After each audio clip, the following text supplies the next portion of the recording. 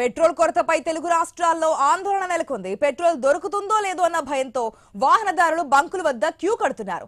అటు జిల్లాల కలెక్టర్లు, అధికారులు బంకుల్లో తనిఖీలు చేపట్టారు. తిరుమలలోని పెట్రోల్ బంకుల్లో టీటీడీ అదనపు ఈవో వెంకయ్య చౌదరి తనిఖీలు చేశారు. పెట్రోల్ కొరత, స్టాక్ పై నిర్వాహకులను అడిగి ఆరా తీశారు.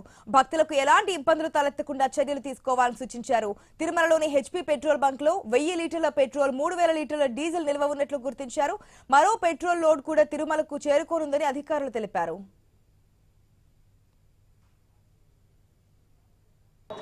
ప్రెజెంట్ స్టాక్ అయితే వచ్చి డీజిల్ అయితే 3000 లీటర్లు ఉందండి. పెట్రోల్ అయితే 1000 లీటర్లు మాత్రం ఉంది. టీడీ అధికారుల ఆదేశాల మేరకు మేము 2 వీలర్కి వచ్చి 1 లీటర్ మాత్రమే పడుతున్నాం. 4 వీలర్కి అయితే మాత్రం 5 లీటర్ డీజిల్ పడుతున్నాం. లిమిటెడ్గా పట్టమని చెప్పారు. మాకైతే పెట్రోల్ వచ్చేసి 1 అవర్లో కంప్లీట్ అయిపోవచ్చు, డ్రై అవ్వచ్చు. డీజిల్ అయితే మాత్రం ఉంది.